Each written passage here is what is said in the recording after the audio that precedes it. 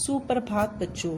आज का हमारा विषय है कविता है तरुवर का मेरा आवास। तरुवर का अर्थ है वृक्ष या पेड़ और आवास का अर्थ है घर। बच्चों, सभी जीव जंतुओं को स्वतंत्रता अर्थात आज़ादी प्रिय होती है। इस कविता में एक पक्षी को पिंजरे में बंद कर दिए जाने के बाद वह उदास होकर अपनी वेदना अर्थात पीड़ा या दुख व्यक्त करता है और स्वच्छंद अर्थात स्वतंत्र या आज़ाद होकर आकाश में उड़ना चाहता है।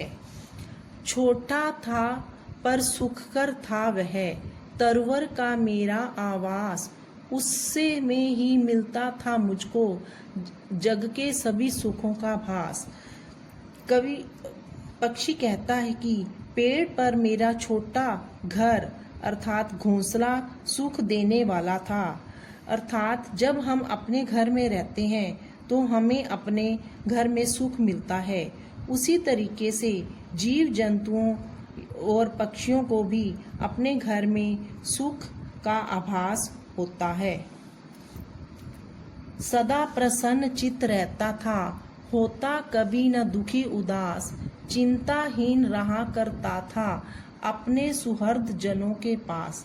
अर्थात वह पक्षी सदा खुश रहता था, वह कभी दुखी या उदास नहीं होता था, हमेशा चिंता रहित रहता था, अपने घर वालों के साथ खुश रहता था। अरुणोदय होते ही उठकर रवि का करता था स्वागत, उसे जगाता जो सोया हो तरु के नीचे अभ्यागत। अर्थात वह सुबह उठते ही सूरज का स्वागत करता था, अपनी प्यारी सी आवाज से वह सबको जगाता था। चारे की चिंता में उड़ता जब होता था सूर्योदय, करके याद गगन विचरण की होता है संतृप्त हृदय। सूर्योदय होते ही जैसे ही वह चारे अर्थात दाने की चिंता के लिए उठता था और वह उसी पिंजरे की कैद से गगन आकाश की तरफ देखकर उदास या दुखी हो जाता था। दिन भर नभ में थल पर जल पर विचरण करता सहित प्रमोद, हृदय नाच उठता था नभ में आते थे जब प्रथम पेयोद। अर्थात जब वह पक्षी पूरे दिन आकाश में थल पर जल पर घूमता फिरता रहता था, उसका हृदय आकाश में नाच उठता था। जब बादल आते थे तो उसका मन खुशी से नाच उठता था। कैसा सुखमय वह जीवन था जब मैं रहता था स्वाधीन, नहीं जानता था होते हैं कैसे जग में जीव मलिन। अर्थात पक्षी कहता है कितना सुखी मेरा जीवन था जब मैं स्वतंत्र था, अब कैसे कैसे दुनिया में मलिन गंदे लोग हैं जिन्होंने मुझे पिंजरे में कैद कर लिया है।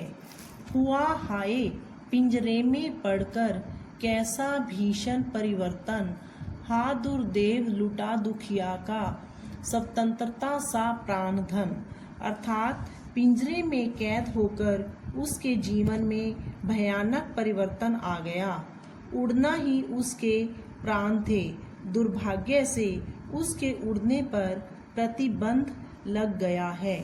सोने के पिंजरे में भी यदि करना पड़े स्वर्ग में वास, नरक तुल्य मुझको वह होगा बनकर के औरों का दास। पक्षी कहता है अगर मुझे सोने के पिंजरे में भी कैद होकर रहना पड़े तो मेरे लिए वह नरक के समान होगा, मुझे दूसरों का गुलाम बनकर रहना पड़ेगा। बच्चों, हमें इससे शिक्षा मिलती है कि हमें कभी किसी को भी बंधन में बांध कर नहीं